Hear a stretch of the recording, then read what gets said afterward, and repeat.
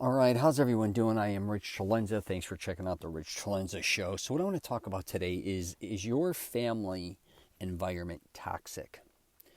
And I'm not here to throw anybody under the bus because I have no idea what environment you're in. If you're in a very healthy family environment, it is wonderful. I'm telling you right now. But I do think a majority of people are not in necessarily always a healthy family environment. I don't care what people post either on social media, how wonderful everything is with family and friends and all that shit. Because the reality is it's usually not like that behind closed doors. I'm not saying everybody has problems at home, but I do think a lot of people do. And when I say toxic too, that doesn't mean that there's somebody in there that's an alcoholic or a drug addict or somebody, that's crazy, whatever the case may be. I think what I'm more or less talking about is toxic as far as verbal. How people treat one another sometimes after living together for a substantial amount of time. Especially if if you guys are younger, because I know a lot of my audience is younger and you may be in your late teens or early 20s still living at home, you may not realize that one of the reasons a lot of people are miserable is because of you. You may be a lot lazier than you realize. You may not help out as much as you should. You also may be freeloading, a lot more than you should be. You may not be contributing. You also may not be looking like you're going to do anything in your future. So a lot of times I do run into young guys kind of bitching about their parents. And I'm like, if you're at home bitching about them, why aren't you out on your own then? Then you wouldn't have to bitch about anybody. And they usually look at me dumbfounded because the truth is you don't have to be there, especially if you're over 18. Get the hell out of the house. I'm just telling you. You can't live under somebody else's roof and constantly complain about the people that are supporting you under that roof.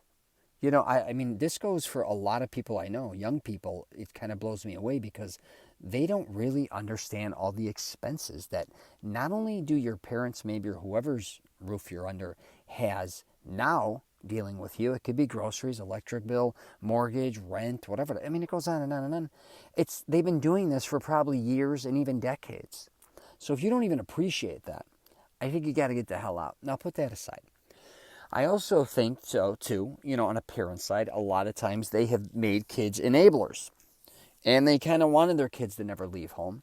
And then the kids are kind of in a situation where it doesn't look like they're going to be leaving home. And they're kind of caught. Because what they wanted is what they got. But they thought that for some reason or another, and I think a lot of us parents may think, oh no, after a certain amount of time, it'll just work itself out and then they'll go on their own and be very independent. But I'm seeing more than ever kids in their being home with their parents, 20s, mid-20s, maybe even late 20s, early 30s. And I'm not here to dig on anybody. Anyone could live for as long as you want wherever you're at. That's none of my business. But I will say is you can't complain about it if you kind of set yourself up for it. And then if you find yourself as a parent or as a young adult, whatever, and there's constant stress and aggravation throughout the household, it could be people's behavior, what they're doing. Maybe there is too much drinking. Maybe there is drugs coming on. Maybe there's people in and out of the house. Maybe there's all these different things going on. Someone has to put the hammer down or put their foot down.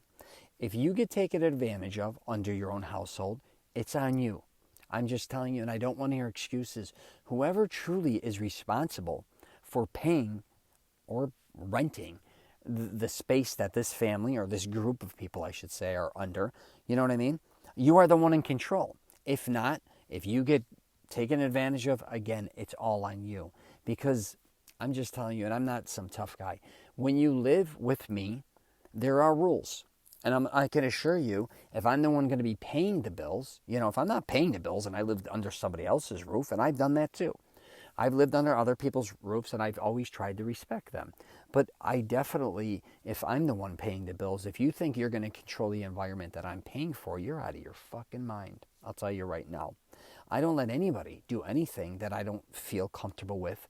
I also don't allow people to talk to me in certain ways that I don't want to be talked to. And I also try not to talk to others a certain way. So I just wanted to kind of do a podcast on this. It's kind of for everybody. But if you are, again, in this toxic environment, sometimes, I know a lot of us will be like, hey, let's get therapy or let's talk it through. And you may have gone through this for years. sometimes we're just not meant to all live together for long periods of time.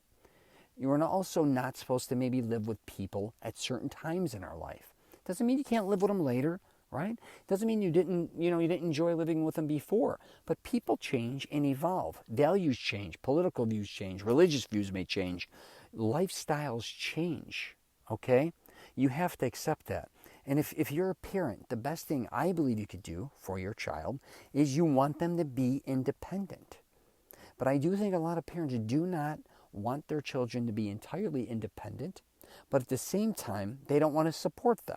So it gets very confusing.